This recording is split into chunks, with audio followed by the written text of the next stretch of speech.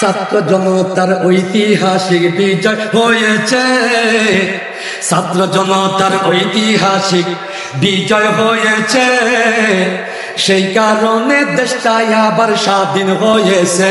হায় হায়, সেই কারণে দেশটাই আবার স্বাধীন হয়েছে। কন্যা ছাত্র জনতার ঐতিহাসিক বিজয় হয়েছে, সেই কারণে দেশটাই আবার স্বাধীন হয়েছে।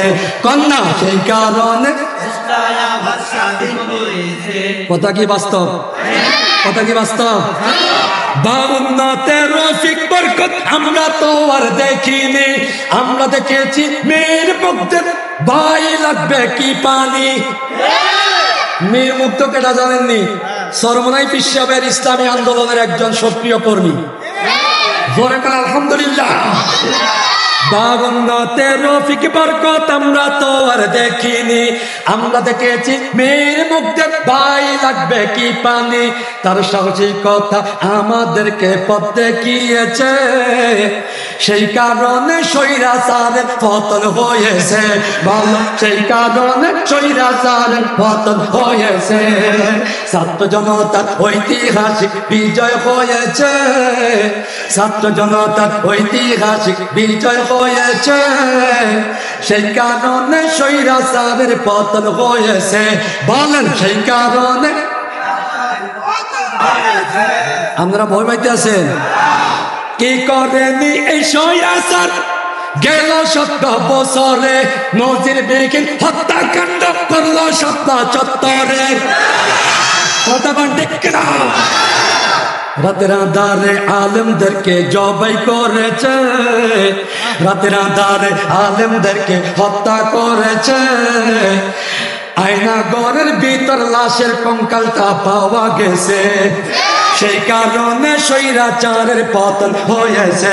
কন্যা সেই কারণে স্বৈরাচারের পতন হয়েছে, সবাই সেই কারণে স্বৈরাচারের পতন হয়েছে। এই কথাগুলো কি বাস্তব না অবাস্তব? আর কোন বাস্তব না অবাস্তব?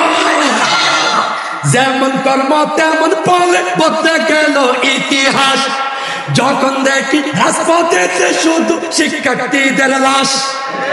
আবু সাঈদের বুকে যখন গুলি ঢুকেছে, আবু সাঈদের বুকে যখন গুলি ঢুকেছে, সেই কারণে স্বৈরাচারের পতন হয়েছে।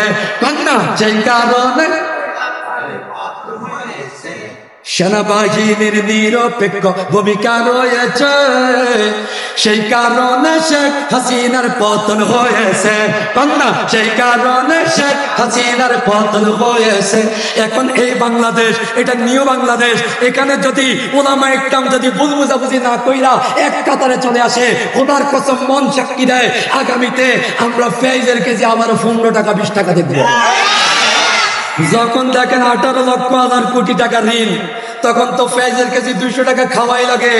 যখন সমস্ত দুর্নীতি বন্ধ হয়ে যাবে, সমস্ত দুর্নীতি বন্ধ করে ওলামা একদম ক্ষমতার মস্তদে বসবে, টিনের ঘরে থাকবে, বিল্ডিং হবে না, এই দেশটা সোনালী দেশ হবে, এই দেশের মধ্যে ইসলামী রাজ কায়েম হবে, 5 ওয়াক্ত নামাজ পড়তে বাধ্য হবে, সমস্ত মানুষের ভিতর একটা প্রতিদিন ঈদের আনন্দ বিরাজ করবে।